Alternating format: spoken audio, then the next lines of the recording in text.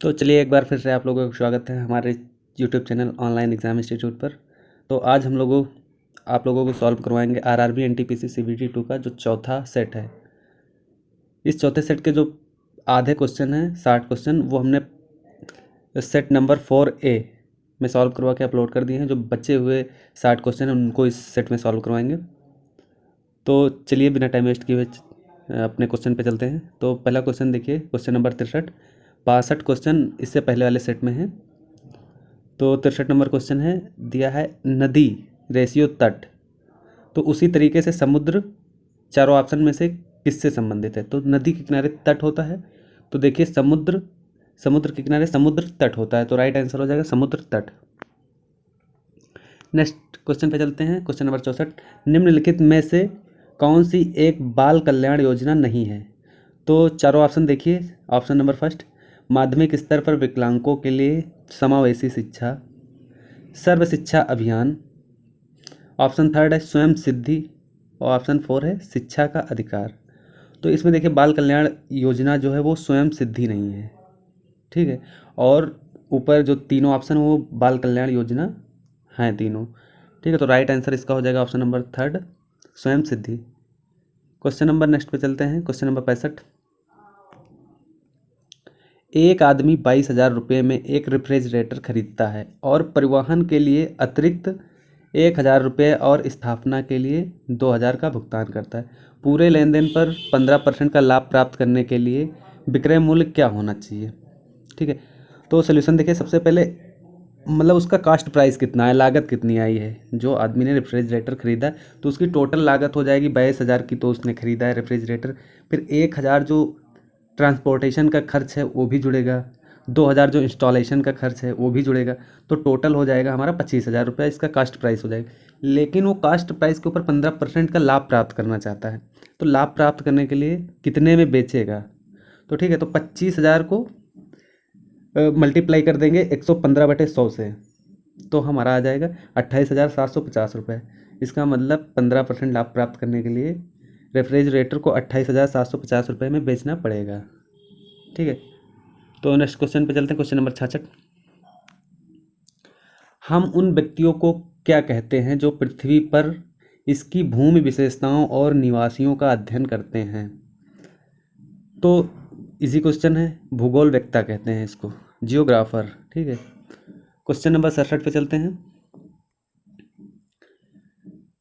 Find the HCF of 143, 77 and 121। इन तीनों का HCF निकालना है, इजी है, सोल्यूशन देख लो 11 आ जाएगा। फिर क्वेश्चन नंबर नेक्स्ट पे 68 पे, इसमें श्रृंखला में गलत संख्या ज्ञात कीजिए, ठीक है।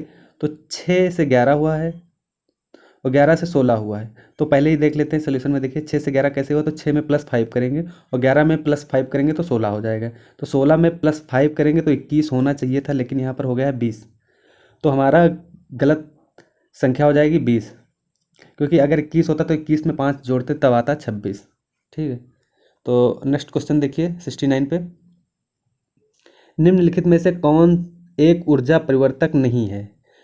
तो ऊर्जा परिवर्तक कौन सा नहीं, तो जैसे इसमें सोलर पैनल है, वो लाइट को इलेक्ट्रिकल एनर्जी में कन्वर्ट कर देता है। भाप इंजन जो है, स्टीम इंजन, वो भी भाप की ऊष्मा को यांत्रिक ऊर्जा में कन्वर्ट कर देता है। बट जो प्लेन गैस है, प्लेन ग्लास है, साधारण कांच जो होता है, वो कोई एनर्जी को स्थानांतरण मतलब एक कन्वर्ट नहीं करता है।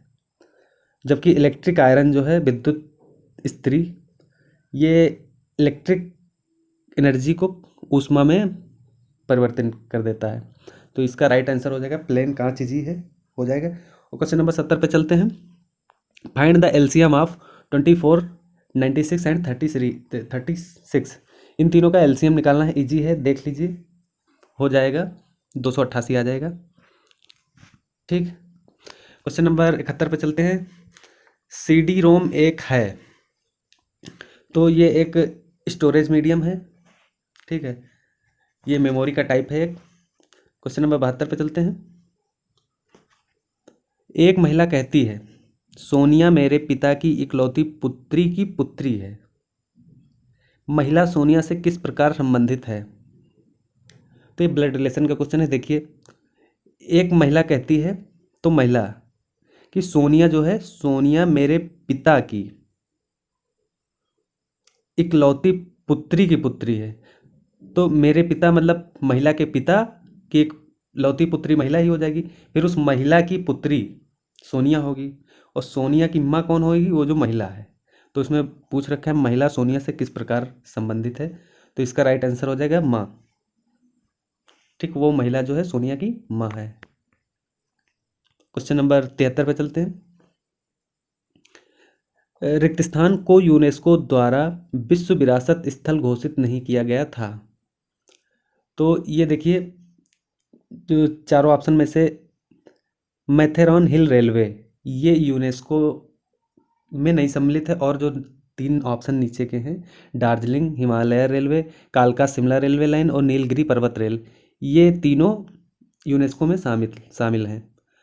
तो जितने भी हम सेट सॉल्व करवाए हैं इससे पहले, तो उसमें देखें मतलब हर एक सेट में यूनेस्को से क्वेश्चन ज़रूर पूछा जा रहा है, और रेलवे से भी एक क्वेश्चन ज़रूर पूछा जा रहा है। तो रेलवे से तो हम लोग ये क्वेश्चन बहुत ही इंपॉर्टेंट है कि मतलब इसमें देख लेंगे कि यूनेस्को में कितने रेलवे स्टेशन हैं या कितने रेल के इंजन हैं जो यूनेस्को में शामिल हैं, तो उनको ज़रूर याद रखेंगे। तो जैसे भारत के 3 पर्वतीय रेलवे हैं जो यूनेस्को की विश्व धरोहर स्थल की सूची में सम्मिलित हैं।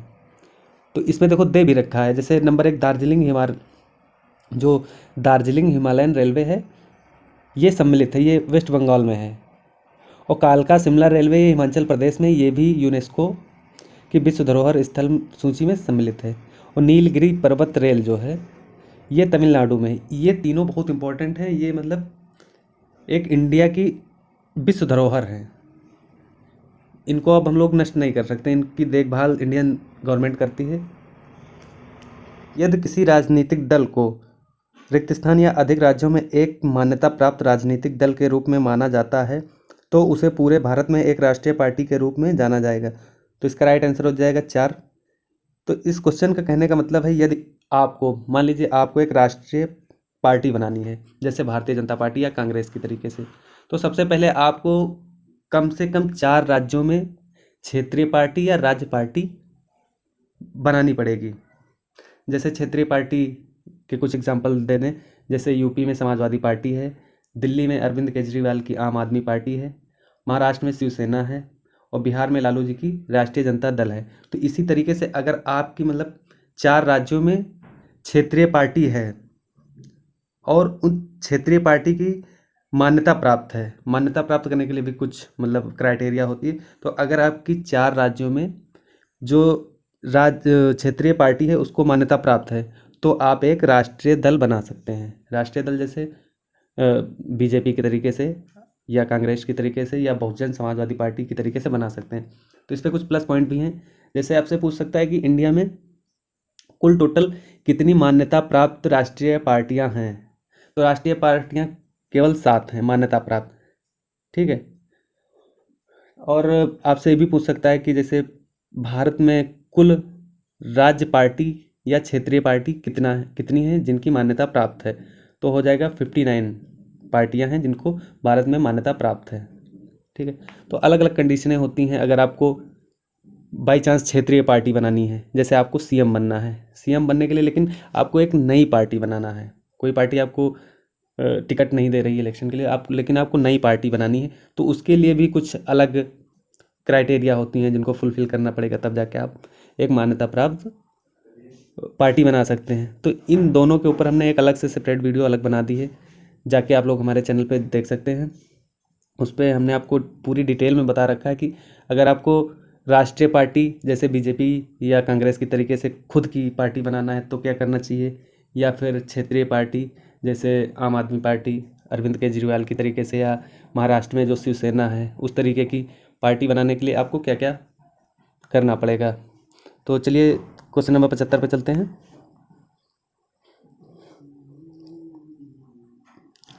75 में क्वेश्चन नंबर 75, नीचे एक अभिकथन ए और एक कारण आर दिया है। तो अभिकथन देख लीजिए, आजकल अधिक लोग फास्ट फूड का विकल्प चुनते हैं। तो कारण इसका दिया है, फास्ट फूड हमेशा सस्ता होता है। तो इसका राइट आंसर हो जाएगा, तो देखिए आर्गुमेंट जो अभिकथन ये तो सत्य है, लेकिन इसका जो रीज़न है, कारण, वो गलत है। क्योंकि फास्ट फूड हमेशा सस्ते नहीं होते हैं। जैसे पिज्ज़ा ही ले लीजिए, कितना महंगा है, आम आदमी कहाँ खा सकता है। तो मतलब आर्गुमेंट मतलब अभिकथन सत्य है लेकिन रीजन असत्य है। तो ऐसा किस में है, तो ऑप्शन नंबर थर्ड में है, थर्ड राइट हो जाएगा। क्वेश्चन नंबर 76 पे चलते हैं। क्वेश्चन नंबर 76, पुरुष आईसीसी वर्ल्ड T20 2016 के लिए किसे कप्तान चुना गया। तो ये करंट अफेयर का क्वेश्चन था। तो विराट कोहली को 2016 में आईसीसी वर्ल्ड T20 का कप्तान चुना गया था, और इस बार भी जो हो रहे हैं 2021 में आईसीसी T20 वर्ल्ड कप, उसमें भी विराट कोहली कप्तान है। क्वेश्चन नंबर 77, इसमें कंप्लीट द एनालॉजी है। इसमें दे रखा है ABC बराबर 12 है। तो 12 कैसे हुआ है, तो ए का सीरियल नंबर 1 है, डी का सीरियल नंबर 4 है और सी का 3 है। तो 1 4 3 को मल्टीप्लाई करेंगे तो 12 हो जाएगा। उसी तरीके से देख लीजिए सोल्यूशन में BEC को सीरियल नंबर से मल्टीप्लाई करेंगे तो 30 आ जाएगा। इसका राइट आंसर 30 हो जाएगा। क्वेश्चन नंबर 78 पे चलते हैं। अव्यवस्थित अक्षरों को पुनर्व्यवस्थित करके एक अर्थपूर्ण अंग्रेजी शब्द बनाइए और फिर उस शब्द का चयन कीजिए जो अन्य सभी से अलग हैं। तो इसमें 4 ऑप्शन दिए हैं, चारों को हमको पहले अरेंज करके एक अर्थपूर्ण शब्द बनाना है। जैसे पहले ऑप्शन से हम बना लेंगे फार्म, हो जाएगा हमारा, और दूसरे ऑप्शन से हो जाएगा लैंड, तीसरे ऑप्शन से हमारा हो जाएगा क्लैप, ठीक है, और चौथे ऑप्शन से हमारा हो जाएगा प्लांट। तो देखिए तीसरे ऑप्शन को छोड़कर बाकी जो 3 ऑप्शन है वो किसी न किसी प्रकार से एग्रीकल्चर से संबंधित हैं, बट जो क्लैप है वो कृषि से संबंधित नहीं है। तो इसका राइट आंसर थर्ड हो जाएगा। क्वेश्चन नंबर 79 पे चलते हैं। इसमें दे रखा R% प्रति वर्ष एक निश्चित मूलधन P पर साधारण ब्याज P का 9/16 है। यदि R, ठीक है, यदि R वर्षों की संख्या n के बराबर है, n का मान ज्ञात कीजिए। मतलब जो रेट है वो वर्षों, जो रेट वो टाइम बराबर दे रखा है, जितना रेट है उतना टाइम है। तो देखिए सोल्यूशन देख लीजिए। सोल्यूशन में जो दे रखा है पहले वो हम लोग लिख लेते हैं। रेट दे रखा है, दर R% है, मूलधन P दे रखा है, और सिंपल इंटरेस्ट जो है वो P का 9/16 है, और समय जो है R के बराबर है। तो इसमें पूछ रखा है n का मान, टाइम निकालना है। तो साधारण ब्याज का फार्मूला रख देंगे, मूलधन गुणे दर गुणे समय बटे 100 से, और सबकी वैल्यू रख के हम यहाँ से R की वैल्यू निकाल लेंगे। तो R की वैल्यू आ जाएगी 7.5 आ जाएगी, जो कि n के बराबर है। तो हमारा 7.5 साल हो जाएगा। सोल्यूशन एकदम इजी है, ना समझ में आया तो थोड़ा रोक के स्क्रीनशॉट लेके आप लोग देख लो। बाकी टाइम कम होने के कारण हम ज़्यादा एक्सप्लेन नहीं कर पा रहे हैं, क्योंकि 60 क्वेश्चन कम से कम टाइम में सॉल्व करवाना रहता। पहले तो हम 120 क्वेश्चन पूरे एक वीडियो में सॉल्व करवाते थे, बट वीडियो ज़्यादा लंबी हो जाती थी तो अपलोड करने में या क्वालिटी कम हो जाती थी उसकी, इसलिए हम अब उसको 2 पार्ट में करने लगे हैं। तो चलिए बिना टाइम वेस्ट किए क्वेश्चन नंबर 80 पर चलते हैं। What is the 40% of 3/5 of 24। मतलब 24 के 3/5 का 40% क्या है। एकदम इजी है, ये क्लास 6 7 8 में पढ़ाया जाता है। देख लीजिए सोल्यूशन, बस केवल मल्टीप्लाई करना है और कुछ नहीं, हो जाएगा। इसका राइट आंसर हो जाएगा 5.76। क्वेश्चन नंबर 81 पे चलते हैं। 81 है, ली कार्बूजियर के वास्तुशिल्प कार्य वाला विश्व विरासत स्थल कहाँ स्थित है। तो ये देखिए, ये भी वर्ल्ड हेरिटेज मतलब यूनेस्को वाले से पूछा गया है। इसका राइट आंसर हो जाएगा चंडीगढ़। तो सबसे पहले तो भाई भारत में टोटल 38 विश्व धरोहर स्थल हैं। कितने? 38 विश्व धरोहर स्थल हैं, जिसमें 30 सांस्कृतिक गुण और 30 जो है सांस्कृतिक गुण के कारण हैं, 7 प्राकृतिक गुण हैं और 1 मिश्रित स्थल है। तो इन सभी 38 स्थलों के नाम भाई आप लोग पढ़ लो, 1 नंबर तो पक्का ही हो जाएगा CBT 2 के लिए। तो 38 स्थलों की एक सूची बना लीजिए, उसमें ये देख लीजिए कि ये किससे रिलेटेड है, कहाँ पर पाया जाता है। जैसे यूनेस्को से अभी पिछला क्वेश्चन देख लीजिए, मतलब अभी इसी सेट में पूछा गया था कि चार ऑप्शन दिए थे और उसमें पूछा था कि इन चारों में से कौन सा यूनेस्को का में सम्मिलित नहीं है, और चारों रेलवे स्टेशन के नाम दिए थे जिसमें दार्जिलिंग था। ठीक, तो भाई यूनेस्को बहुत इंपॉर्टेंट है रेलवे की दृष्टि से। क्वेश्चन नंबर 82 पे चलते हैं। Which one of the following state does not have the Indian elephant as its states animal, मतलब भारतीय हाथी निम्नलिखित में से किस राज्य का राज्य पशु नहीं है? तो इसका राइट आंसर हो जाएगा असम। ठीक है, और बाकी जो कर्नाटका, केरला, झारखंड है, इसमें तीनों में हाथी राज्य पशु है। तो चलिए जल्दी से देख लो, मतलब कुछ जो इंपॉर्टेंट भारत के राज्य पशु पक्षी और उनके पेड़ जो हैं उनके बारे में देख लीजिए और स्क्रीनशॉट ले लीजिए। तब तक रुके हैं, देख लो आप लोग। मतलब इसमें भारत के कुछ इंपॉर्टेंट राज्य हैं जिनसे क्वेश्चन पूछता है, और उनके जो राज्य पशु हैं, राज्य पक्षी हैं, राज्य पेड़ हैं, उनके बारे में पूछता है। तो स्क्रीनशॉट ले लो आप लोग, ठीक है, बाद में पढ़ लेना। क्वेश्चन नंबर 83 पे चलते हैं। नीचे एक कथन और उसके बाद निष्कर्ष दिए हैं। ठीक है, स्टेटमेंट दिया है। कथन है, आजकल मोबाइल फ़ोन के बिना जीवन बहुत मुश्किल हो गया है। फिर निष्कर्ष निकालना है, कंक्लूजन दिया है, कुल मोबाइल ग्राहकों की संख्या बढ़ रही है। ठीक, और कंक्लूजन सेकंड है, मोबाइल जीवन का अभिन्न अंग बन गया है। तो ज्ञात कीजिए दिया गया कौन सा निष्कर्ष दिए गए कथन का तार्किक रूप से अनुसरण करता है। तो इसमें अगर देखें तो ओनली कंक्लूजन सेकंड फॉलो। क्यों फॉलो है? क्योंकि जो मोबाइल जीवन का अभिन्न अंग बन गया है ये सही है, लेकिन कुल मोबाइल ग्राहकों की संख्या बढ़ रही है, तो ये कहीं ना कहीं इतना ज़्यादा इफेक्टिव नहीं है। ठीक है, क्योंकि आज सबके पास स्मार्टफोन है, तो अब कहीं ना कहीं जो मोबाइल खरीदने वालों की संख्या एक स्टेबल हो गई है, बट जो सेकंड ऑप्शन है वो मोबाइल जीवन का अभिन्न अंग बन गया है, ये सही है। तो only conclusion second is follow. Question number 84 पे चलते हैं। 84 पे क्वेश्चन दिया है, find the present age of Y, Y की वर्तमान आयु ज्ञात कीजिए। तो कथन दे रखा है, कथन एक, वर्तमान में एक्स की आयु वाई की 3 गुना है। कथन दूसरा दे रखा है, एक्स और वाई समान वर्ष में विद्यालय जाना प्रारंभ करते हैं। और कथन थर्ड है, 5 वर्षों के बाद एक्स की आयु वाई की आयु की 2.5 गुना होगी। ठीक, तो अगर इसमें वाई की वर्तमान आयु निकालना हो हमको, तो कथन फर्स्ट और थर्ड दोनों की आवश्यकता पड़ेगी, बट अगर सेकंड कथन ना हो तब भी निकल जाएगा, उससे कोई लेना देना नहीं। तो हमारा जो है इसका राइट आंसर हो जाएगा, अगर वाई की प्रेजेंट एज निकालना है तो कथन फर्स्ट और थर्ड से दोनों मतलब लगेंगे। तो इसका राइट आंसर हो जाएगा, both statement first and third are sufficient. Option number 4 is the right answer. Question number 85 पे चलते हैं। थोड़ा सा मिस प्रिंट है, बट करने की कोशिश करते हैं। जैसे the first pair of word has a certain relation, find the word with the same, मतलब इसमें कंप्लीट एनालॉगी करना है। ठीक है, कंप्लीट एनालॉगी करना है जैसे, बट ये इसमें तो यार दिख ही नहीं रहा है। चलो इसको स्किप करते हैं, क्वेश्चन नंबर नेक्स्ट पे चलते हैं। बट ये है किससे, ये तो देख लेते हैं। जैसे अपोलो है, सन, अर्थ, फोबोस, मून।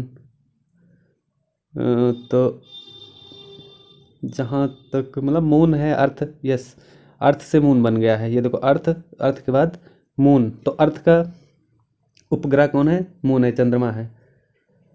तो मतलब ये जो हमारा सोलर सिस्टम है उससे पूछा गया है क्वेश्चन।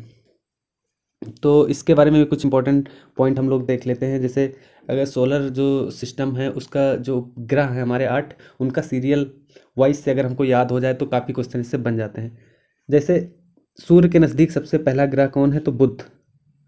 बुध के बाद शुक्र, पृथ्वी, मंगल, फिर बृहस्पति, शनि, अरुण, वरुण। इस तरीके से 8 हमारे हुए। फोटो देख लो सीरियल, इनका फोटो में भी देख लो सीरियल, बुध, शुक्र, पृथ्वी, मंगल, बृहस्पति, शनि, अरुण, वरुण। ठीक है, तो इसमें 8 ग्रह हो गए। अगर इन ग्रहों को पूछे कि सबसे छोटा ग्रह कौन सा है, तो बुध सबसे छोटा ग्रह है। सबसे बड़ा ग्रह कौन है? बृहस्पति है। ठीक है, तो इस तरीके से ये सब इंपॉर्टेंट पॉइंट हम लोग याद करते हुए चलेंगे, क्योंकि इन्हीं सबसे जो आने वाला CBT 2 है, इसी सब तरीके के क्वेश्चन पूछेगा और कोई एक्स्ट्रा नहीं पूछेगा। ठीक है, तो क्वेश्चन नंबर 86 पे चलते हैं। क्वेश्चन नंबर 86 इसमें दे रखा है कार फर्स्ट, पहली कार जो है कार 1 एक निश्चित समय में दूरी तय करती है। कार सेकंड को आधी दूरी तय करने में 2 गुना समय लगता है। ठीक, संबंधित गतियों का अनुपात ज्ञात कीजिए। ठीक, तो सोल्यूशन देख लिए। हम लोग मान लेते हैं कि 100 किलोमीटर दूरी 1 घंटे में कार फर्स्ट द्वारा तय करती है। मतलब कार फर्स्ट जो है 1 घंटे में 100 किलोमीटर दूरी चलती है। ठीक है, तो कार सेकंड कितना चलेगी? कार सेकंड चलेगी 50 किलोमीटर, 2 घंटे में 50 किलोमीटर चलेगी। ठीक है, क्योंकि क्वेश्चन में दे रखा है जो कार सेकंड को आधी दूरी तय करने में 2 गुना समय लगता है। दूरी भी आधी हो जाएगी और टाइम भी 2 गुना हो जाएगा। तो हमने पहली दूरी को माना है 100 किलोमीटर, पहली कार जो है 1 घंटा माना है और 100 किलोमीटर माना है। तो दूसरी कार डिस्टेंस भी आधी हो जाएगा, टाइम डबल हो जाएगा। तो डिस्टेंस हमने 50 किलोमीटर हो जाएगा, टाइम 1 घंटे से 2 घंटा हो जाएगा। तो दूसरी कार की स्पीड आ जाएगी 25 किलोमीटर पर आवर। अब इनका रेशियो निकालना है, तो पहली कार की स्पीड है 100 किलोमीटर पर आवर और दूसरी कार की स्पीड हो जाएगी 25 किलोमीटर पर आवर। तो इस तरीके से हमारा आ जाएगा right answer 4:1। Option number 4 is the right answer. Question number 87 पे चलते हैं, कंप्लीट द एनालॉजी। तो इसमें देखिए बी से 8 हुआ है, मतलब बी का सीरियल नंबर 2 है, 2 का क्यूब करेंगे 8 हो जाएगा। उसी तरीके से सी का सीरियल नंबर 3 है, 3 का क्यूब करेंगे 27 हो जाएगा। ये ईजी है क्वेश्चन। क्वेश्चन नंबर 88 पे चलते हैं। निम्नलिखित में से क्या एक पर्यावरणीय समस्या नहीं है? तो इसमें 4 ऑप्शन दिए हैं, जैसे ऑप्शन नंबर फर्स्ट भोजन का आनुवांशिक संशोधन, ऑप्शन सेकंड है वनीकरण, ऑप्शन थर्ड है अम्ल वर्षा, ऑप्शन 4 है जैव विविधता का हनन। तो इसमें पूछ रखा है कि निम्नलिखित में से क्या एक पर्यावरणीय समस्या नहीं है? तो इसमें वनीकरण नहीं है, क्योंकि वनीकरण का मतलब जितने हम वन लगाएंगे उससे कोई पर्यावरण में तो प्रॉब्लम होगी नहीं। ठीक है, लेकिन एसिड रेन से पर्यावरण में पर बहुत प्रभाव पड़ेगा। और जो ये जैव विविधता का हनन ऑप्शन नंबर 4 इससे भी पड़ेगा। अगर जेनेटिक मॉडिफिकेशन ऑफ फूड है, ये हम लोग यूज करेंगे डेली बाई डे, तो पर्यावरण पर बहुत हानि पड़ेगी। तो ये जो ऑप्शन नंबर फर्स्ट है जेनेटिक मॉडिफिकेशन ऑफ फूड, इसका मतलब ये होता है कि जैसे आजकल जितनी भी सब्जियां आ रही हैं वो जेनेटिक मॉडिफिकेशन पे आ रही हैं, मतलब हाइब्रिड चीज़ें हम लोग खा रहे हैं, देसी चीज़ें नहीं मिल रही। तो इन्हीं को हम लोग बोलते हैं जेनेटिक मॉडिफिकेशन ऑफ फूड। तो क्वेश्चन नंबर 89 पे चलते हैं। हवा में ध्वनि की गति से अधिक गति को रिक्त स्थान के रूप में जाना जाता है। तो जो ध्वनि की गति होती है हवा में, ठीक है, वो अगर हवा की स्पीड से ज़्यादा है तो उसको सुपरसोनिक गति बोलते हैं। ठीक है, तो जो इस साउंड की स्पीड से रिलेटेड कुछ और पॉइंट देख लेते हैं। तो जैसे इंफ्रासोनिक जो होता है उसको हम क्या बोलते हैं? तो ये श्रवण सीमा से नीचे की जो ध्वनि तरंगे होती हैं उनको इंफ्रासोनिक तरंगे बोलते हैं। अब श्रवण सीमा क्या होती है? तो श्रवण सीमा हमारी होती है मनुष्य जो सुनते हैं ध्वनि, उनकी तरंग की जो सीमा होती है वो होती है 20 हर्ट्ज से 20,000 हर्ट्ज तक। ठीक है, तो मनुष्यों की जो श्रव्य ध्वनि सीमा है वो 20 हर्ट्ज से 20,000 हर्ट्ज तक है। ठीक है, और वहीं पर एक और पॉइंट आ जाता है अल्ट्रासोनिक। तो अल्ट्रासोनिक उन ध्वनि तरंगों को बोलते हैं जो श्रवण सीमा से ऊपर होती हैं। मतलब अगर 20,000 हर्ट्ज से ऊपर की ध्वनि तरंगे हैं तो उनको हम अल्ट्रासोनिक तरंगे बोलेंगे। तो क्वेश्चन नंबर 90 पे चलते हैं, देखते हैं। निम्न अक्षर श्रृंखला में अगला पद ज्ञात कीजिए, रीजनिंग का है भाई साहब। तो देखिए ACBD से हो गया है हमारा FHGI, मतलब देख लीजिए सोल्यूशन में A से F हुआ है +5, C से H हुआ है +5, B से G हुआ है +5 और C से +5 करेंगे तो I होगा। तो उसी तरीके से हम लोग K का +5 करेंगे तो P और M का +5 करेंगे R। तो इसी तरीके से सॉल्व कर लेंगे तो राइट आंसर हो जाएगा option number second. Question number 91 पे चलते हैं। तो विद्युत चुंबकों के संदर्भ में कौन सा कथन सत्य नहीं है? तो इसमें विद्युत चुंबक के बारे में पूछा है, ठीक है, तो देख लेते हैं। तो इसका राइट आंसर हो जाएगा विद्युत चुंबक एक नर्म लोहे की रॉड पर, सॉरी, तो क्वेश्चन नंबर 91 देखते हैं। इसमें देखा है विद्युत चुंबकों के संदर्भ में कौन सा कथन सत्य नहीं है? तो ऑप्शन नंबर फर्स्ट है, यह एक अस्थायी चुंबक है। तो ये तो सही है, मतलब जो विद्युत चुंबक होता है जितनी टाइम तक हम उसमें विद्युत प्रवाहित करते रहेंगे उतना देर तक तो चुंबक बना रहेगा। जैसे इलेक्ट्रिसिटी हटाएंगे चुंबक नॉर्मल लोहा हो जाएगा। ऑप्शन नंबर सेकंड, इसकी क्षमता इसके ध्रुवों के बीच वायु के अंतर के साथ बदलती रहती है। ठीक है, इनके ध्रुवों में जो वायु का गैप होता है जितना हम बढ़ाएंगे उतना फ्लक्स हमारे वीक या स्ट्रॉन्ग बढ़ते जाएंगे अकॉर्डिंग टू जो एयर का स्पेस है, तो चुंबक की जो क्षमता है वो घटती बढ़ती रहेगी। ऑप्शन नंबर थर्ड है, ध्रुवीयता को बदला नहीं जा सकता है। तो ये इसमें नहीं बदला जा सकता, जबकि बदला जा सकता है। जो परमानेंट मैग्नेट होता है, नेचुरल मैग्नेट, उसमें नहीं बदला जा सकता है। अगर उसमें नॉर्थ पोल है तो नॉर्थ ही रहेगा। बट जो विद्युत चुंबक होता है उसमें हम पोल को बदल सकते हैं। अगर नॉर्थ पोल को साउथ करना चाहें तो जो करंट फ्लो है उसकी डायरेक्शन हम लोग चेंज कर देंगे, प्लस से माइनस कर देंगे, तो उसकी जो पोल हैं वो चेंज हो जाएंगे। फिर ऑप्शन नंबर 4, इसकी क्षमता बदली जा सकती है। बिल्कुल बदली जा सकती है इसकी क्षमता। अगर हमको नॉर्मल चुंबक चाहिए तो कम इलेक्ट्रिसिटी फ्लो करवाएंगे, अगर ज़्यादा चुंबक चाहिए तो ज़्यादा इलेक्ट्रिसिटी फ्लो करवाएंगे। ठीक है, तो इसकी क्षमता बदली जा सकती है। लेकिन अगर आप लोग ये जान लीजिए कि विद्युत चुंबक कहते किसको हैं या विद्युत चुंबक बनाया कैसे जा सकता है। तो विद्युत चुंबक एक नर्म लोहे की रॉड होती है। तो जो नर्म लोहे की रॉड है उस पर इंसुलेटेड कॉपर वायर लपेटा जाता है। ठीक है, तो अगर इस वायर से इलेक्ट्रिसिटी फ्लो करवाएंगे तो जो नर्म लोहा है वो चुंबक बन जाएगा। सिंपल स्टेप है, मतलब एक कोई कच्चा लोहा है, लोहे की रॉड है, उस पर जो इंसुलेटेड कॉपर वायर जिसके ऊपर प्लास्टिक चढ़ी हो, जो हमारे पंखों में या जो मोटर होती हैं इलेक्ट्रिकल मोटर, उसके अंदर जो वाइंडिंग वाला तार होता है उसको लपेटेंगे और उसमें हम लोग कोई भी करंट हो या एसी करंट हो या डीसी करंट हो फ्लो करवाएंगे तो हमारा चुंबक बन जाएगा। लेकिन एसी डीसी दोनों पे अलग अलग कंडीशन में है। अगर डीसी करंट फ्लो करवाएंगे तो उसमें पोल मतलब स्टेबल बनेंगे। नॉर्थ है तो नॉर्थ एक तरफ बनेगा, साउथ है तो साउथ दूसरी तरफ बनेगा। लेकिन अगर अल्टरनेटिव करंट उसमें फ्लो करवाएंगे तो हर एक वेव के साथ में हमारे पोल चेंज होते रहेंगे, क्योंकि फ्रीक्वेंसी अप एंड डाउन होती है उसमें अल्टरनेटिव करंट में। नंबर 92 देखते हैं। पौधे और सूक्ष्म जीव की गुणवत्ता को फिर से बनाने में मदद करते हैं। तो इसमें 4 ऑप्शन दे रखे हैं। तो हमारी जीवन शैली, हमारा धन, वायु, अंतरिक्ष, सांस लेने वाली हवा। तो इसका राइट आंसर हो जाएगा सांस लेने वाली हवा। तो इससे हवा से कुछ क्वेश्चन पूछे गए हैं, मतलब एटमॉस्फेयर से हैं। तो हम लोग देख लेते हैं इसके कुछ प्लस पॉइंट। तो हमारे एटमॉस्फेयर में नाइट्रोजन कितने परसेंट है? 78% है। ऑक्सीजन 21% है। आर्गन कितने परसेंट है? तो 0.93% है। कार्बन डाइऑक्साइड जो है 0.03% है। और अदर गैसेस जो हैं वो 0.04% है। तो ये परसेंटेज हम लोग याद रखेंगे, पूछ सकता है। क्वेश्चन नंबर 93 पे चलते हैं। दो समरूप त्रिभुजों के क्षेत्रफल 169 वर्ग सेंटीमीटर और 121 वर्ग सेंटीमीटर हैं। यदि बड़े त्रिभुज की सबसे लंबी भुजा 26 सेंटीमीटर है तो दूसरे त्रिभुज की सबसे लंबी भुजा की लंबाई है। देखिए ये वाला क्वेश्चन जो समरूप त्रिभुज से क्वेश्चन है ये रिपीट हुआ है, बस अंक बदले हैं। इससे पहले वाले जो हम 3 सेट करवा चुके हैं उनमें किसी सेट में पूछा गया है या 2 बार पूछा गया है क्वेश्चन। ये इस सेट में तीसरी बार क्वेश्चन आया है। तो समरूप त्रिभुज पे हम लोग ये मतलब क्वेश्चन जरूर से ज़रूर पढ़कर जाएंगे आने वाले CBT 2 में।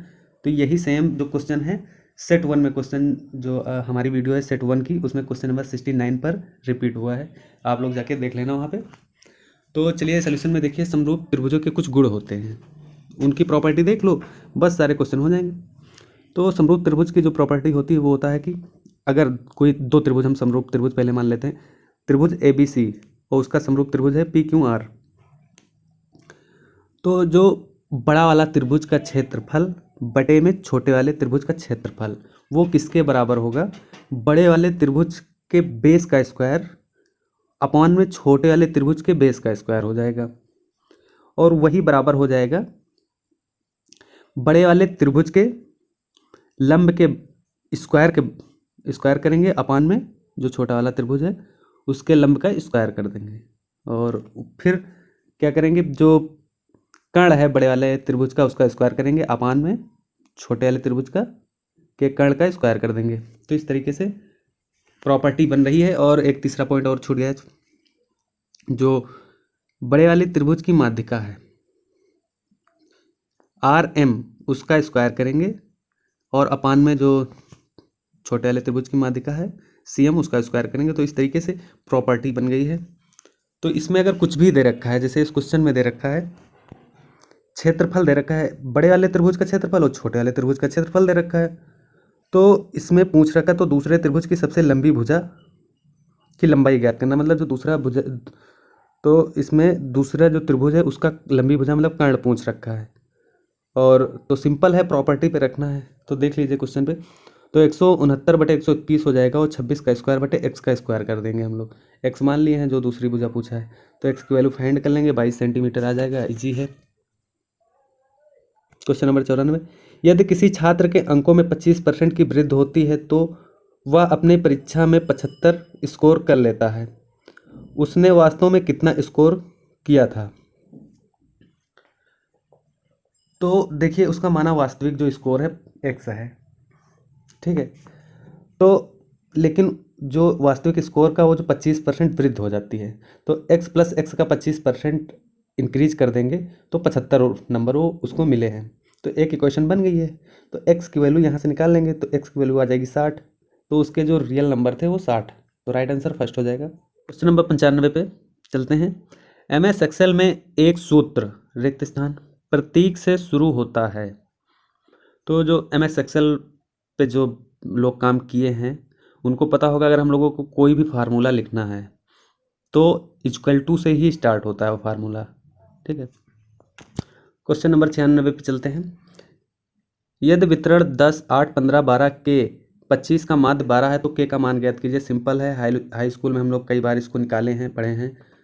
तो इसमें देखिए माध्य दिया है 12, तो माध्य कैसे निकालते हैं, जितने पद दिए होते हैं उनको ऐड कर लेते हैं, और जितने पदों की संख्या होती है उससे भाग दे देते हैं। तो इसमें 6 पद दे रखे हैं, सबको ऐड कर लेंगे, 6 से डिवाइड कर देंगे। इस तरीके से हम लोग सॉल्व करके k की वैल्यू निकाल लेंगे। एकदम ईजी है, k की वैल्यू 2 आ जाएगी। इसका राइट आंसर हो जाएगा option number first. Question number next पे चलते हैं। क्वेश्चन नंबर 97 पे चलते हैं। रीजनिंग का क्वेश्चन है, श्रृंखला से पूछा गया है। निम्नलिखित श्रृंखला में लुप्त संख्या ज्ञात करना है। तो लुप्त संख्या ज्ञात करना है। देखिए 1 से इसमें हो गया है 1.5, फिर 1.5 से हो गया है 2.5, मतलब 1 से 1.5 हुआ है तो इसमें 0.5 का इंक्रीमेंट हुआ है। फिर 1.5 से 2.5 हुआ है तो 1 का इंक्रीमेंट हुआ है। फिर उसी तरीके से 2.5 से 4 का हो गया है, तो 2.5 से 4 का मतलब 1.5 का इंक्रीमेंट। 4 से फिर रिक्त स्थान है, तो हमको सोचना है कैसे क्या हो, 4 के बाद कौन सा टर्म आना चाहिए।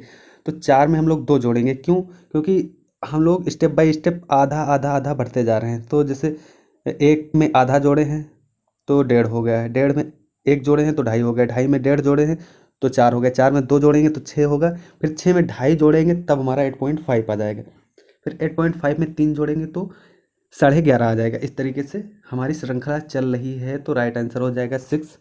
ठीक है, समझ में आ गया होगा आप लोगों को। क्वेश्चन नंबर 98 पे चलते हैं। निम्नलिखित में से क्या एक गैर खाद्य फसल है? मतलब ये जो चारों ऑप्शन दिए हैं उसमें कौन सी ऐसी फसल बताना है जो खाने योग्य नहीं है। तो इसमें देखिए फाइबर फसलें, कॉफ़ी, तिलहन, गन्ना। तो कॉफ़ी, तिलहन, गन्ना ये तीनों चीज़ें खाई जाती हैं, खाने में यूज होता है, बट जो फाइबर क्रॉप्स होते हैं ये फसल खाई नहीं जाती। इनको हम लोग केवल कपड़े बनाने के लिए यूज़ करते हैं, रस्सियाँ बनाने के लिए यूज़ करते हैं। ठीक है, तो इस तरीके से इसका राइट आंसर हो जाएगा ऑप्शन नंबर फर्स्ट। तो क्वेश्चन नंबर नेक्स्ट पे चलते हैं। क्वेश्चन नंबर 99 पे, क्वेश्चन नंबर 99 पे इसमें पूछ रखा है सबसे न्यूनतम वर्ग संख्या ज्ञात कीजिए जो 4, 9 और 14 से पूर्णतया विभाज्य है। तो सबसे न्यूनतम वर्ग संख्या पूछ रखा है, तो सबसे पहले इसका एलसीएम निकाल लेंगे। तो एलसीएम आया हमारा 252 आ गया एलसीएम, लेकिन पूर्ण वर्ग संख्या चाहिए हमको। ठीक है, तो पूर्ण वर्ग संख्या चाहिए, तो ये पूर्ण वर्ग अभी एलसीएम हमारा पूर्ण वर्ग नहीं बन रहा है, देख लीजिए, क्योंकि इसमें 2 का पेयर 1 है, 3 का पेयर 1 है, लेकिन 7 का पेयर बनने के लिए इसमें 7 से मल्टीप्लाई करना पड़ेगा, तब जाके ये पूर्ण संख्या बनेगी। तो 252 में 7 से मल्टीप्लाई कर देंगे तो 1764 पूर्ण वर्ग संख्या हमारी बन जाएगी। तो पूर्ण वर्ग संख्या जो 1764 बनेगी वो 4, 9, 14 से पूर्णतः विभाज्य भी होगी। तो इसका राइट आंसर हो जाएगा हमारा 1764, जो ऑप्शन नंबर 3 में है। क्वेश्चन नंबर 100, भारत में एक राज्य पार्टी के रूप में एक राजनीतिक दल की मान्यता के लिए शर्तों में से एक शर्त यह है कि यह राज्य में विधानसभा के पिछले आम चुनाव में कम से कम वैध मतों का रिक्त स्थान प्रतिशत मतदान हो। तो इसका राइट आंसर दिया है 6। तो ये क्वेश्चन आखिर रियल में कैसे मतलब कोरिलेट हम लोग करें, तो इसमें पूछ रहा है यदि आपको क्षेत्रीय पार्टी या क्षेत्रीय पार्टी या राज्य पार्टी आपको बनानी है, जैसे कि हमारे यहाँ समाजवादी पार्टी है, दिल्ली में आम आदमी पार्टी है, तो इस तरीके की आपको क्षेत्रीय पार्टी बनानी है, तो उसमें में से एक शर्त दे रखा है कि जो पिछले चुनाव आपने लड़े हों, ठीक है, विधानसभा का जो आपने अपने राज्य से पिछला चुनाव लड़ा हो, उसमें जो टोटल वैलिड वोट्स हैं उसका आपको 6% मिला हुआ हो, तब जाके आप मान्यता प्राप्त राजनीतिक दल बना सकते हैं। ठीक है, तो इस पर 2 क्वेश्चन पूछ लिया है। एक क्वेश्चन इसी सेट में क्वेश्चन नंबर 74 पे पूछा था कि उसमें राष्ट्रीय पार्टी कैसे बनाएं, तो वहाँ पर भी हमने बताया था कि इसकी हमने कंप्लीट वीडियो बना के अपने चैनल पे डाल दी है, और इसका कोई पॉइंट मिस ना हो इसलिए हर एक पॉइंट को ध्यान में रखते हुए हमने पूरी वीडियो बनाई है, जिससे कि CBT 2 जो आने वाला है उसमें अगर इससे कोई क्वेश्चन पूछे घुमा फिरा के तो मिस ना हो। तो आप लोग वो वीडियो ज़रूर देखना, जिसकी लिंक हमने डिस्क्रिप्शन बॉक्स में दे दिया है, वहाँ पे जाके आप लोग विजिट कर लेना। ठीक है, तो क्वेश्चन नंबर 101 देखते हैं। संस्कृत वाक्यांश सत्यमेव जयते का स्रोत रिक्त स्थान में है, मतलब सत्यमेव जयते किस पुस्तक से लिया गया है, तो इसका राइट आंसर हो जाएगा मुंडक उपनिषद। तो जो मुंडक उपनिषद है वो हिंदू धर्म से रिलेटेड है। उसी तरीके से कभी कभी पूछ लेता है कि जैन धर्म की पवित्र पुस्तक निम्नलिखित में से कौन सी है, तो अगम साहित्य जो है जैन धर्म की पवित्र पुस्तक है, जो ऑप्शन नंबर 2 पे दे रखा है। ऑप्शन नंबर 4 पे ये भी पूछ सकता है कि यहूदी का पवित्र धर्म पुस्तक कौन है, या फिर ये पूछ ले कि ईसाई धर्म का पवित्र ग्रंथ कौन है, तो बाइबिल है। तो बाइबिल जो है ये यहूदी और ईसाई दोनों लोगों का पवित्र ग्रंथ है ये बाइबिल। और ये जो त्रिपिटक है ये तो बौद्ध धर्म ग्रंथों के लिए एक पारंपरिक शब्द है। ठीक है, बस क्वेश्चन नंबर 102 पे चलते हैं। राज्य पुनर्गठन आयोग का गठन किस वर्ष में किया गया था, तो ये 1953 है, इसका राइट आंसर हो जाएगा। और इसके प्लस पॉइंट ये है कि यह राज्यों की सीमाओं का पुनः आरेख करने के मामले को देखने के लिए गठित किया गया था। ठीक है, जैसे भाषा के आधार पर जो राज्यों के मामले को सुलझाने के लिए भी इसका गठन किया गया था। जैसे करंट में हमारे जो आंध्र प्रदेश जो है स्वतंत्र भारत का पहला राज्य था जो भाषा के आधार पर बनाया गया था। ठीक है, आंध्र प्रदेश और हमारा तमिलनाडु, आंध्र प्रदेश और तेलंगाना जो है वो भाषा को मद्देनज़र रखते हुए इनको 2 पार्टों में विभाजित किया गया था।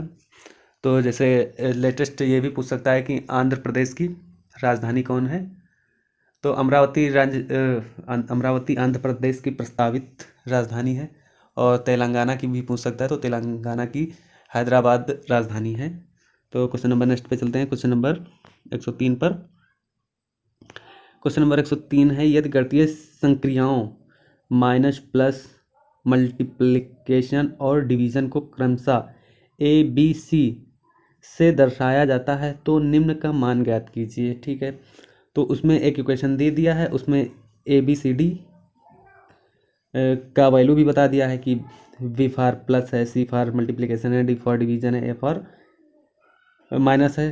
तो उसमें सबकी वैल्यूज जितने सिंबल हैं प्लस माइनस उनको रखने के बाद बोर्ड मास लगा देंगे रूल और सॉल्व कर लेंगे, तो इसका राइट आंसर हो जाएगा 41। इजी क्वेश्चन है। इसी तरीके के क्वेश्चन हमारे स्कोर को बढ़ाते हैं और रेलवे में एक सीट पक्की करवाते हैं। तो इन जो क्वेश्चन है इनको मामूली क्वेश्चन ना समझें और इस सेट को मामूली ना समझें। अब कंटिन्यू तैयारी करते रहें, क्योंकि कभी भी हमारी CVT 2 की एग्ज़ाम डेट आ सकती है। ठीक है, तो अगर अपने सपनों की जॉब पानी है तो प्रीवियस ईयर जितने भी हम सॉल्व करवा रहे हैं उनको ज़रूर देखें एक बार, और अलग से नोट्स बनाते रहें जितने प्लस पॉइंट बताते हैं, क्योंकि इन्हीं सबसे CVT 2 बनेगा, कहीं अलग से नहीं आएगा। ठीक है, तो चलिए बिना टाइम वेस्ट किए हुए चलते हैं 104 नंबर क्वेश्चन पे। 104 नंबर क्वेश्चन पे दे रखा है, वनस्पति और जीव जंतु को संदर्भित करते हैं। तो इसमें चारों ऑप्शन में जो वनस्पति और जीव जंतु को कौन संदर्भित करता है, तो इसका जो रिक्त स्थान में भरा जाएगा पौधे और पशु। ठीक है, तो पौधे जो हैं वनस्पति को संदर्भित करते हैं और पशु जीव जंतु को। ठीक है, तो इसका प्लस पॉइंट भी देख लीजिए। तो जैसे जीव विज्ञान के पिता अरस्तु हैं, वनस्पति विज्ञान के पिता थियोफ्रेस्टस हैं, जिसको ठीक है ये 2 पॉइंट जरूर याद रखेंगे, कभी कदार पूछ भी लेता है। तो आधुनिक वनस्पति के पिता कौन है, ये भी पूछ सकता है। तो लीनियस आधुनिक वनस्पति के पिता हैं।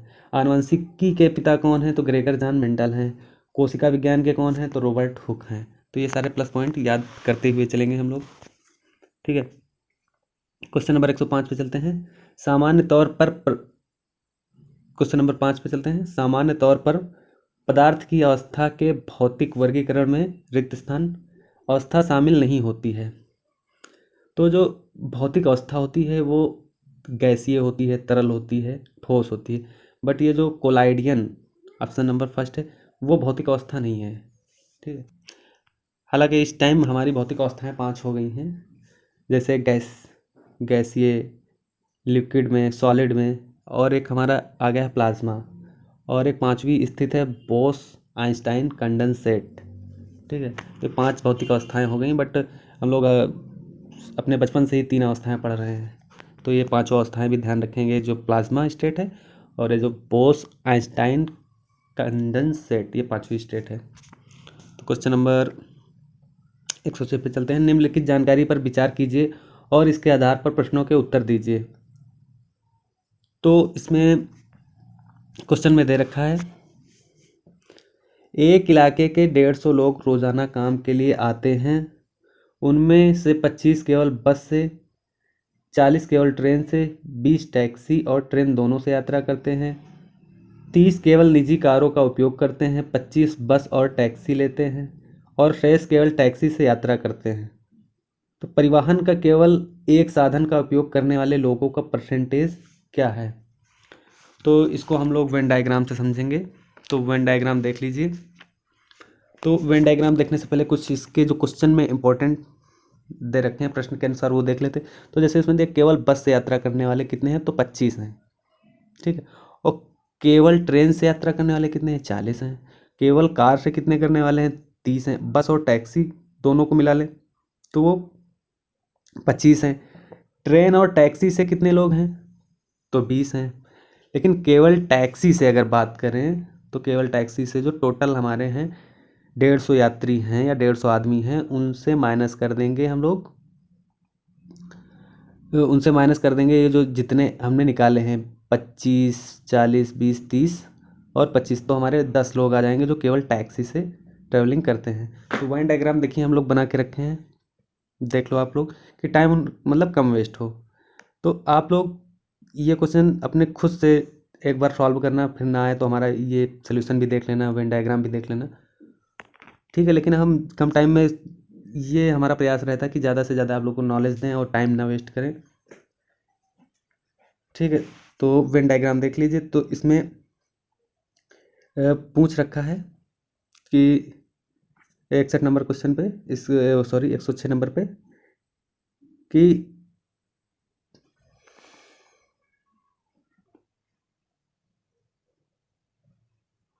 तो इसमें पूछा है एक साधन को यूज करने वालों का परसेंटेज निकालना है। तो जैसे 40 लोग ट्रेन केवल यूज करते हैं, 10 लोग केवल टैक्सी यूज करते हैं, 25 लोग केवल बस यूज करते हैं, 30 लोग केवल कार यूज करते हैं। तो इन चारों को ऐड कर लेंगे तो 105 आ जाएगा। फिर परसेंटेज निकालना है तो 150 टोटल है, 150 में 105 केवल एक साधन का उपयोग करते हैं, तो हमारा 70% आ जाएगा। राइट आंसर हो जाएगा इसका। ठीक है, तो क्वेश्चन नंबर नेक्स्ट पे चलते हैं।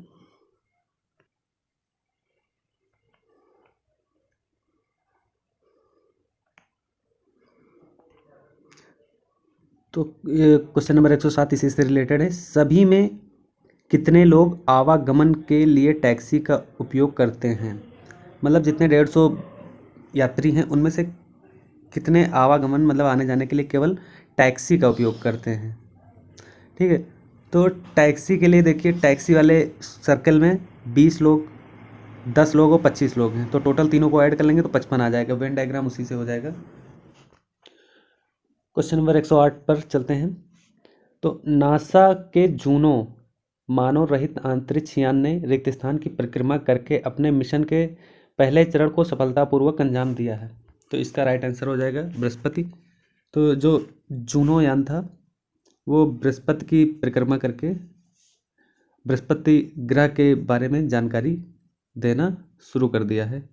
तो ये मतलब करंट अफेयर का क्वेश्चन था, नासा के बारे में पूछा गया था। तो हम लोग देख रहे हैं कि जितने सेट हमने इससे पहले सॉल्व करवाए हैं, हर एक सेट में नासा से एक क्वेश्चन पूछ जरूर रहा है, और पूछता भी किस पे है, जो इंटरप्लेनेटरी मिशन होते हैं, मतलब जो दूसरे ग्रहों के बारे में जो मिशन किए जाते हैं नासा के द्वारा, उस पर ज़्यादा क्वेश्चन पूछ रहा है। तो इसी को ध्यान रखते हुए हम कुछ इंपॉर्टेंट आपको बता रहे हैं। जैसे ओसिरिस रेक्स जो एक मिशन है नासा का, ठीक है, वो 2016 में भेजा गया था, और 2023 में ये सैंपल लेके वापस आएगा। लेकिन सैंपल लेगा किसका? ये बेनू एस्ट्रॉयड जो है, ये बहुत खतरनाक नासा वाले बता रहे हैं कि आने वाले टाइम में जो बेनू एस्ट्रॉयड है ये पृथ्वी से आके टकरा सकता है, जो पृथ्वी को बहुत नुकसान पहुंचा सकता है। इसलिए नासा द्वारा ओसिरिस रेक्स 2016 में भेजा गया था यान, और 2023 में ये वहाँ एस्ट्रॉयड के सैंपल लेके अर्थ के ऊपर आएगा। तो ये इम्पोर्टेंट मतलब बन सकता है आने वाले CBT 2 में, क्योंकि 2023 में ये सैंपल लेके वापस आएगा। ठीक है, तो इसी से जो सैंपल लेके वापस आते हैं, इसी से रिलेटेड दूसरा एक है इनसाइट जो मिशन है नासा का। इनसाइट मिशन जो है ये 5 मई 2018 को भेजा गया था मंगल ग्रह के लिए। तो मंगल ग्रह से जो इनसाइट मिशन है वहाँ से रोबोटिक लैंडर के द्वारा वहाँ के सैंपल लेकर ये वापस होगा इनसाइट मिशन के थ्रू। तो ये भी इम्पोर्टेंट है। इनसाइट किसके लिए है? तो ये मार्स के लिए है, मंगल ग्रह के लिए है।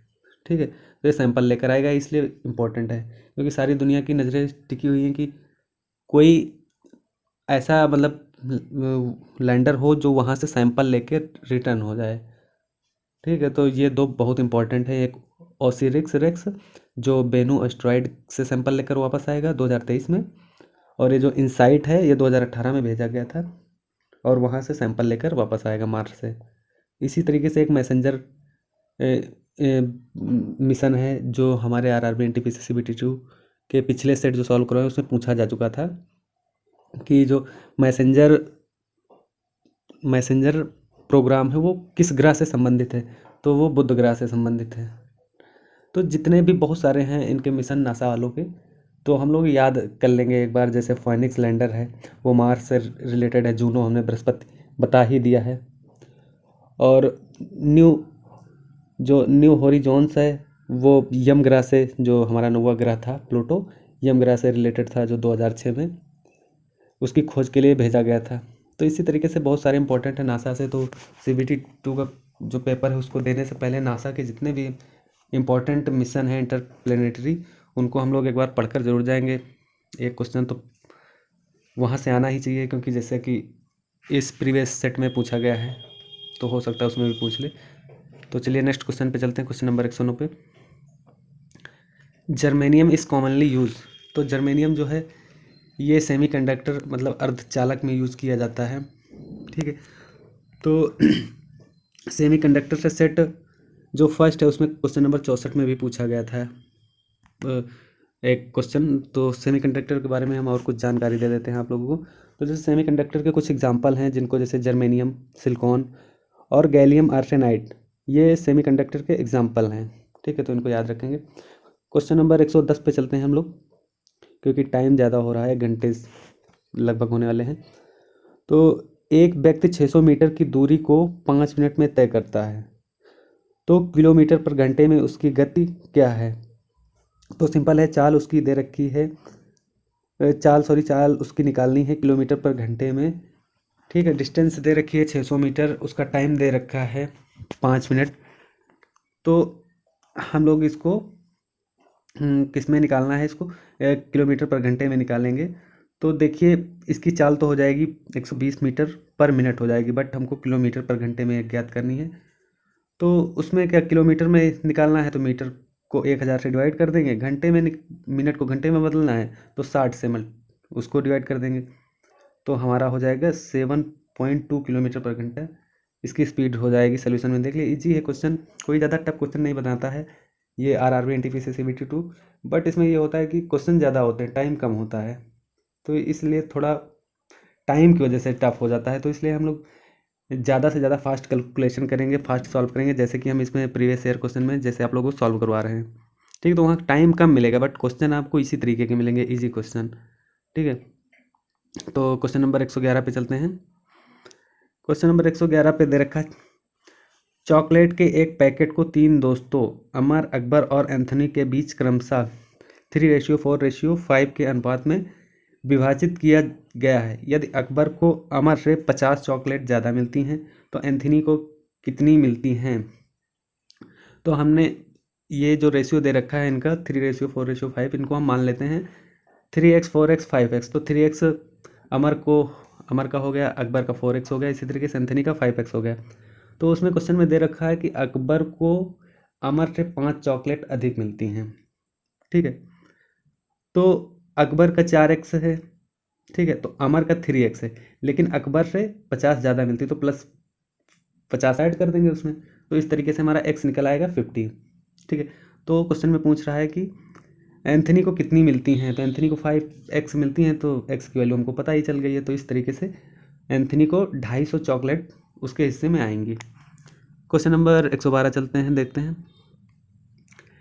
लंबाई 5 मीटर और चौड़ाई 2 मीटर के आयत के अंदर का भाग 2 मीटर भुजा वाले वर्ग के रूप में छायांकित है। आयत के छायांकित वर्ग से अपरिवर्तित भाग के क्षेत्रफल का अनुपात ज्ञात कीजिए। तो बहुत ही इजी है, इसमें दे रखा है कि एक आयत है जिसकी लंबाई 5 मीटर है, चौड़ाई 2 मीटर है, और उसके अंदर एक 2 मीटर वाले भुजा का एक वर्ग रखा गया है जो छायांकित है। तो उसमें अनुपात पूछा है कि वर्ग का क्षेत्रफल का अनुपात हो जो अपरिवर्तित आयतन का क्षेत्रफल, वो पूछा है।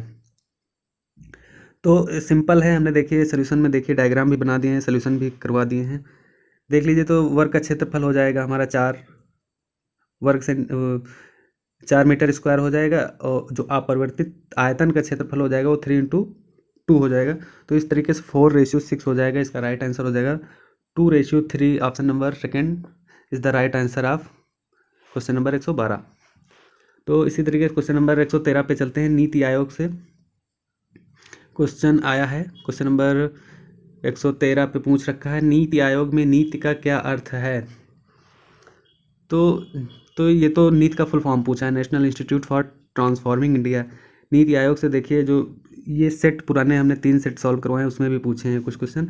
तो नीति आयोग से जितने भी इंपॉर्टेंट क्वेश्चन बन रहे हैं हम उनको आप लोगों को बता देते हैं। तो जैसे सबसे पहले तो बता दें कि जैसे इसी का सीईओ पूछा था, सेट जो तीसरा है उस पर क्वेश्चन नंबर 96 पे आप लोग जाके, मतलब विद प्रूफ हम बता रहे हैं कि जाके आप लोग देख लेना, वहाँ पे जो सेट तीसरा है उसमें क्वेश्चन नंबर 96 पर नीति आयोग का सीईओ पूछा था वहाँ पे। ठीक, तो वहाँ पर भी हमने इसका फुल फॉर्म और कुछ एडिशनल इन्फॉर्मेशन बता दी थी कि आने वाले एग्जाम में आप लोगों को काफ़ी हेल्पफुल हो सके। तो चलिए एक बार दोबारा फिर हम बता देते हैं। नीति का फुल फॉर्म हो जाएगा national institute for transforming India, but इसके सीईओ कौन है? तो सीईओ हो जाएंगे हमारे श्री अमिताभ कांत जी। नीति आयोग के अध्यक्ष अगर पूछ ले तो कौन होगा? भारत के प्रधानमंत्री होंगे। तो इस टाइम भारत के प्रधानमंत्री नरेंद्र मोदी जी हैं, तो राइट आंसर हो जाएगा नरेंद्र मोदी जी इसके अध्यक्ष हो जाएंगे। उपाध्यक्ष अगर पूछे तो प्रेजेंट टाइम पे डॉक्टर राजीव कुमार जी हैं। ठीक है, लेकिन अमिताभ कांत जी से और भी इम्पोर्टेंट क्वेश्चन बन सकते हैं। क्यों? क्योंकि जो अमिताभ कांत जी हैं ये आईएएस ऑफिसर रह चुके हैं, केरल कैडेट के 1980 बैच के। तो अमिताभ कांत जी की कुछ इम्पोर्टेंट बुक्स हैं और वो उनके कुछ इम्पोर्टेंट मिशन हैं जो चल रहे हैं, उनके बारे में भी हम लोग जान लेते हैं। तो अमिताभ कांत जी जो हैं branding India in incredible story जो इम्पोर्टेंट बुक है इसके लेखक हैं। तो कभी कदार ये भी आप लोगों से पूछ सकता है कि branding India in incredible story के लेखक कौन है, तो अमिताभ कांत जी हैं। और ये जो अमिताभ कांत जी हैं कुछ प्रमुख संचालन करते हैं, जैसे make in India, startup India, incredible India, God's own country अभियान के प्रमुख संचालक भी हैं। ठीक है, तो ये नीति आयोग पर हमने एक अलग से कंप्लीट वीडियो बना के अपने चैनल पर डाल दी है, तो वहाँ पे आप लोग जाके देख सकते हैं। तो क्वेश्चन नंबर 114 क्वेश्चन नंबर है, भूटान का साम्राज्य हिमालय में स्थित है, तो इसका राइट आंसर हो जाएगा पूर्व। मतलब पूछ रहा है भूटान हिमालय के किस दिशा में है, तो हिमालय के पूर्व दिशा में है। ये तो सबको ही पता होगा, जैसे कि आप लोग मैप पे देख लो जाके, या और भूटान के बारे में भी कई क्वेश्चन पूछ रखा है हमारे NTPC CBT 2 में, जैसे कि आप सेट नंबर 3 में क्वेश्चन नंबर 95 पर जाके वहाँ पर आप देख सकते हैं। तो वहाँ पर पूछा है कार्बन नकारात्मक बनने वाला पहला देश कौन सा है, तो उसका भी राइट आंसर हो जाएगा भूटान। ठीक है, तो इसलिए हमने भूटान के ऊपर बहुत जितने इंपॉर्टेंट पॉइंट बन रहे हैं उसकी भी अलग से वीडियो बना दी है, बट यहाँ पर भी देख लीजिए आप लोग भूटान से इंपॉर्टेंट पॉइंट। तो भूटान की कैपिटल हो जाएगी थिम्पू। कैपिटल क्या है भूटान की? थिम्पू है। और भूटान की करेंसी क्या है? नगलट्रम। नगलट्रम। ठीक है, तो ये भूटान के कुछ इंपॉर्टेंट पॉइंट हैं। और डिटेल में वीडियो देखने के लिए इसके भूटान के बारे में तो आप लोग विजिट कर सकते हैं हमारे चैनल पे, और वहाँ पर जाके भूटान वाली वीडियो को देख सकते हैं। क्वेश्चन नंबर 115 पे चलते हैं। क्वेश्चन नंबर 115 में दे रखा है 60 किलोमीटर पर घंटे की रफ्तार से एक कार 45 मिनट में निश्चित दूरी तय करती है, तो किलोमीटर पर घंटे में गति क्या होगी यदि उसे 5 मिनट पहले समान दूरी तय करनी है। तो इसमें सेम डिस्टेंस को अलग अलग स्पीड से तय किया जा रहा है। ठीक है, तो इसमें जो हमारी दूरी वाला फार्मूला होता है distance equal to speed into time, उसी से हो जाएगा, क्योंकि इसमें जो सेम डिस्टेंस को दो अलग अलग स्पीड से तय किया जा रहा है। तो हमारा एक फार्मूला बनता है S1T1 इक्वल टू S2T2। तो यहाँ से हमारी स्पीड 1 जो दे रखी है वो 60 दे रखी 60 किलोमीटर पर आवर, और स्पीड दूसरी वो हमको निकालनी है। ठीक है, तो इस तरीके से हम इस पर जो टाइम दे रखा है, टाइम 45 मिनट है, 45 मिनट को हम लोग कन्वर्ट कर लेंगे घंटे में। ठीक है, और जो टाइम दूसरा है वो पहले टाइम से 5 मिनट कम लेता है। ठीक है, तो 45 से 5 माइनस कर देंगे और 60 से डिवाइड कर देंगे घंटे में कन्वर्ट करने के लिए। सोल्यूशन देख लो आप लोग, एकदम इजी है, कोई टफ नहीं है, बट इसमें टाइम का बाउंडेशन होता है, पहले ही हम बता रहे हैं। तो जल्दी से इसको सॉल्व करके आगे बढ़ते हैं। इसका जो स्पीड हो जाएगी 67.5 किलोमीटर पर घंटा हो जाएगी। ठीक है, इसी तरीके से सेट 1 में जो क्वेश्चन नंबर 11 पूछा गया था, तो इस तरीके के बहुत सारे रिपीटेड क्वेश्चन हैं, मैथ के भी रिपीट होते हैं, करंट अफेयर के भी रिपीट होते हैं, और जो स्टैटिक जीके वहाँ से भी रिपीट हो रहे हैं। तो चलिए क्वेश्चन नंबर 116 पे चलते हैं। सितंबर 2016 में WHO ने प्रमाणित किया कि मलेरिया मुक्त है, मतलब इस रिक्त स्थान में भरना है कि सितंबर 2016 में WHO ने प्रमाणित किया कि रिक्त स्थान मलेरिया से मुक्त कौन सा देश है, तो इसमें राइट आंसर हो जाएगा श्रीलंका। तो ऑप्शन इसका सेकंड हो जाएगा श्रीलंका। तो एक और क्वेश्चन यहाँ से बन सकता है कि पोलियो मुक्त इंडिया कब बन गया है, तो 2014 में इंडिया पोलियो मुक्त बन गया है। और WHO से भी क्वेश्चन पूछ सकता है कि WHO का हेडक्वार्टर कहाँ है, जिनेवा स्विट्जरलैंड में है इसका। ठीक है, हेडक्वार्टर WHO का। और WHO की स्थापना कब हुई थी, तो WHO की स्थापना 7 अप्रैल 1948 में हुई थी। इसका फुल फॉर्म है वर्ल्ड हेल्थ ऑर्गेनाइजेशन। ठीक है, नेक्स्ट क्वेश्चन पे चलते हैं। 117 नंबर क्वेश्चन पे 117 नंबर क्वेश्चन बोल रहा है जो what will be the value of the expression if sign division and multiplication are interchange, मतलब मल्टीप्लिकेशन और डिवीजन को आपस में चेंज किया जाए तो इसकी वैल्यू क्या हो जाएगी। तो सॉल्व करेंगे, बोर्ड मास लगा देंगे, जो भाग वाला चिन्ह है उसके स्थान पर गुणा वाला चिन्ह कर देंगे, गुणे वाले चिन्ह के स्थान पर भाग वाला कर देंगे, फिर बोर्ड मास रूल लगा के सॉल्व करेंगे। सोल्यूशन देख लो, इजी है, हो जाएगा। राइट आंसर हो जाएगा इसका 12। क्वेश्चन नंबर 118, निम्नलिखित में से क्या समाज के लिए हानिकारक नहीं माना जाता है, तो देखिए बाल विवाह ये समाज के लिए हानिकारक माना जाता है, दहेज प्रथा ये भी समाज के लिए हानिकारक माना जाता है, अस्पृश्यता ये भी दहेज मतलब ये भी समाज के लिए हानिकारक है। बट ऑप्शन नंबर 4 जो है वयस्क मताधिकार ये समाज के लिए हानिकारक नहीं माना जाता, तो राइट आंसर हो जाएगा 4। Is the right answer. Question number 119 पे चलते हैं। इस पे पूछ रहा है 6,400 रुपये का 25% प्रति वर्ष पर 3 वर्ष के लिए चक्रवृद्धि ब्याज ज्ञात कीजिए। बहुत ईजी है, फार्मूला बेस है, इसमें प्रिंसिपल दे रखा है 6400 रुपये, रेट दे रखा है 25%, टाइम दे रखा है 3 साल। तो उस फार्मूले पे रखेंगे simple, compound interest equal to हो जाएगा P ब्रैकेट में 1+R/100⁻n माइनस P। तो प्रिंसिपल की वैल्यू रखेंगे 6400 रुपये जो हमारा मूलधन है, रेट 25% है, टाइम 3 साल है, सबकी वैल्यू रख के हमारा आ जाएगा कंपाउंड इंटरेस्ट मतलब चक्रवृद्धि ब्याज आ जाएगा हमारा 6,100 रुपया। तो ऑप्शन नंबर इसका फोर्थ राइट आंसर हो जाएगा। क्वेश्चन नंबर 120 और इस सेट के लास्ट क्वेश्चन पे चलते हैं। DNS का पूर्ण रूप है, तो इसका राइट आंसर हो जाएगा डोमेन नेम सिस्टम। ठीक है, इसका राइट आंसर हो जाएगा डोमेन नेम सिस्टम। तो इस तरीके से हमने कम से कम टाइम लेते हुए आपको बहुत सारी जानकारी दी है। तो इसी तरीके के most informative previous year NTPC CBT 2 के वीडियो देखने के लिए हमारे चैनल को सब्सक्राइब करें, लाइक करें। हाँ, अगर कोई इस वीडियो में आपको फीडबैक देना हो तो कमेंट में बता सकते हैं, जिससे कि आने वाले सेट में हम उसको सुधार सकें अगर कोई कमी है या कोई फीडबैक है। ठीक है, तो वीडियो देखने के लिए थैंक यू। मिलते हैं नेक्स्ट वीडियो में, तब तक के लिए बाय बाय।